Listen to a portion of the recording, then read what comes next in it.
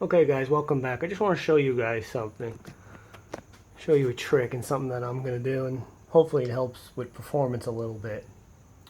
You see the intercooler? The intercooler is 27 1/4 inches wide from end to end. 27 1/4. Now take a look at the front fascia. See the opening there? That opening is 22 1/2 inches in diameter from left to right. So you're obstructing, what is it, about in total roughly, let's just say 4.5 inches of intercooler space is being obstructed and blocked by the current setup there. So let me just give you an idea of how much that actually is. So if you look to the right of my hand, in total, that's how much intercooler space is being blocked by the front fascia. So from my hand over to here.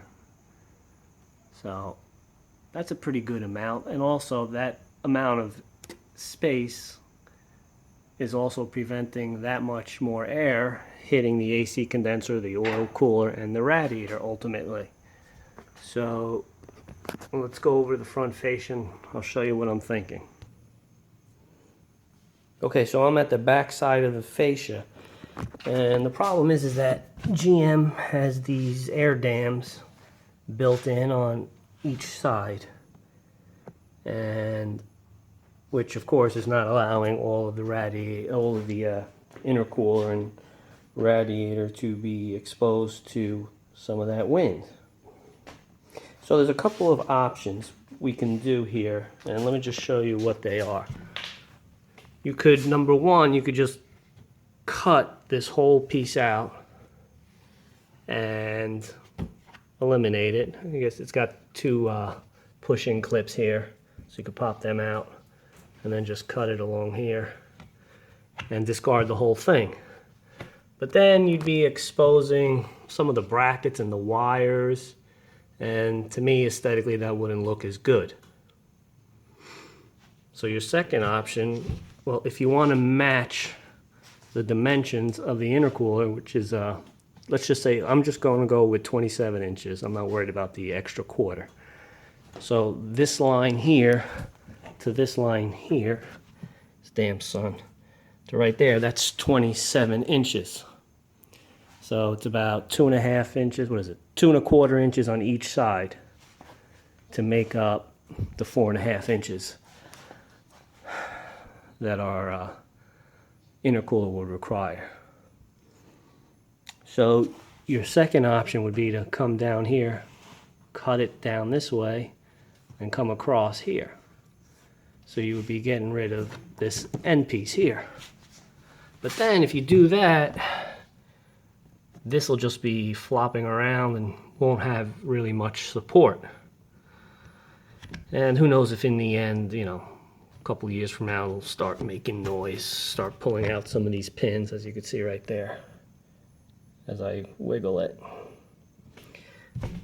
So your third option, well, the third option I see myself is I'm going to cut a window in here. I'm going to leave some material at the top here. So I'm going to cut like this, come down, leave material at the bottom, come across, and up here. So basically I'm going to cut a window. I'm going to leave this, and then this will still have some rigidity and won't be as flimsy. But if it looks terrible, then I'll just cut it straight across and clean. And then maybe I could just make a bracket coming across the top here and down so this doesn't flop around so much. So I'm going to give that a shot. I'm going to cut a window.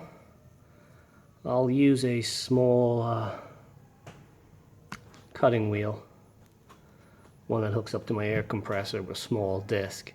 Because if I could use the air saw, but the air saw blade tends to walk, and to get a straight line with that thing is, I find it's impossible. I got a cheap one, but You know, maybe if you have a high quality air saw, the blade won't walk on you as much.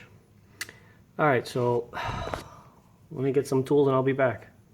Okay, so before I do any cutting, I know what some of you are going to say, that GM spent millions of dollars in designing this, and the purpose of this is to direct and help direct the air flow and to hit the radiators. But you know, I'm no scientist and I'm not the sharpest tool in the shed, but I think they did actually the exact opposite, if that was their intention, because it would make sense to me if this was on an angle like this, which would help channel and direct the air. But it's actually shaped, you know, I'm exaggerating, but it's actually shaped like this. So it's actually going to catch the air and push it to this corner. And there's nowhere for it to go, so it's actually acting like an air dam. So, you know, that's just my opinion. I don't know if you could tell, but it's actually more like this. If it was like this, then I would leave it alone. But it's actually more like this. I don't know if you could tell. Damn sun. You can see a little easier, better here. So you can see it's shaped like this. It's not this way. But I could be wrong. But anyway, I'm still going to cut it up. And if it somehow has some drastic effect on the car, which I'm certain it won't, I could just replace it, get another one. But I'm cutting a window. Alright, so I just put some blue tape. I'm going to mark it. And I'll be back. Okay, I've got my window drawn out. I just want to point out that this part, this piece here, you know, it's obviously got a bend like that. So if you kind of cut it on the bend, you might see a little bit like that. So I did my best to cut it on the flat side. I just took a square and I did like that, and I drew the line. And the line is on the flat side instead of on the bend. So that's my window, and this is my tool of choice. Oh, I already broke the tip.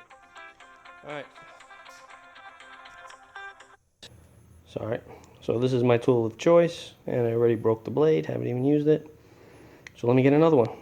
Alright guys, I'll be back. Alright ladies and gentlemen, there it is. I cut out the two windows. So let's go over to the front, see how it looks. Ah, much better. That's a much bigger opening. You could see right there, the grill has 1, 2, 3 lines.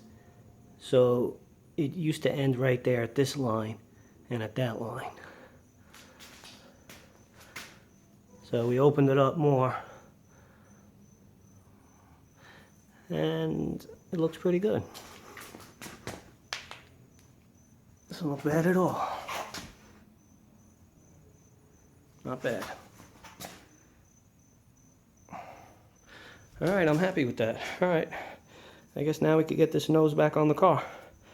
Alright guys, I hope you enjoyed that tip. Thank you for watching, have a great day, and if you could please click the like and subscribe button, I would really appreciate it. Thank you very much and have a great day.